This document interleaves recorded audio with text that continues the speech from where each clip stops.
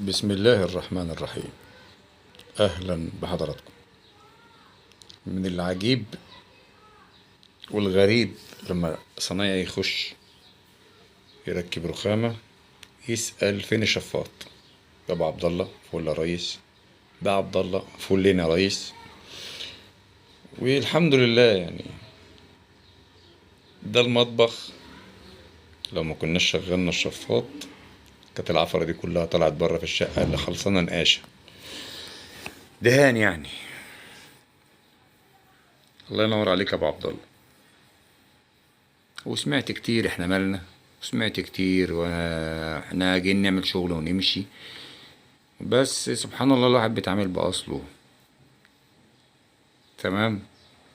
فأرجو من السادة اللي بيشطبوا أو المهندسين أو يراعوا الحتة دي. ده المطبخ واحنا بنقطع فيه الشغل تبع أبو عبد الله، بس هي نبذة مختصرة جدا عن اللي بيحصل.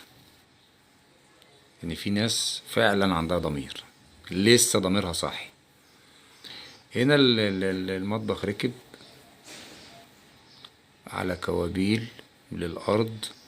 مفيش فكرة مفيش فكرة اللي هي الزوي الحديد أو المواسير، الشغل القديم ده اللي بيخلي الحاجة تتهز والحديد بيصدي.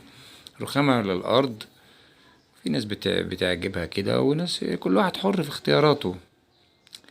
أهم حاجة الاختيارات والاستمرار فيها بيبقى أكبر دليل إن أنت مقتنع بالشيء ده.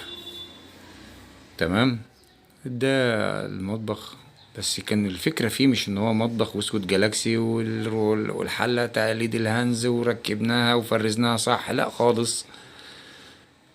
المغزى من الفيديو نفسه يعني حاول تتأنى شوية وانت بتختار مين اللي يدخل بيتك، مين اللي يعمل لك شغلك، مين اللي يخاف على حاجتك، والصنايعية اللي جم قبله حافظ على شغلهم ولا لا. يعني الرخامة دي مثلا لولاش ان النقاشة خلصت كان النقاش الله يبارك له، يعني الله اعلم كان مين كان هيبهدل الرخامة دي. وده العادي بتاعهم اصلا. محدش بيحافظ على شغل حد، محدش بيفكر اصلا في اللي جه قبلي، يعني ماليش دعوة. يعني انا دخلت مثلا المطبخ ده لقيت فيه الخلاط بتاع المية بيسرب. جيت ماسك المهندس اللي ماسك الشقة قلت له يا باشا الخلاط ده بيسرب. انا مالي؟ انا مش مالي بقى، انا على طول بتكلم في الصح. طبعي طبع مش كويس، بس هعمل ايه؟ الحمد لله. ده الاسود جالاكسي طبعا مفيهوش كلام، بس لسه كده ما شطبش. خد شويه البولش بتوعه 10/10 يعني. بس الاسود الجالاكسي باين وواضح يعني ان هو معمول ازاي، وحبسة المية والرخام قصاير مش اطوال. كان جميل. دمتم في امان الله. السلام عليكم ورحمة الله وبركاته.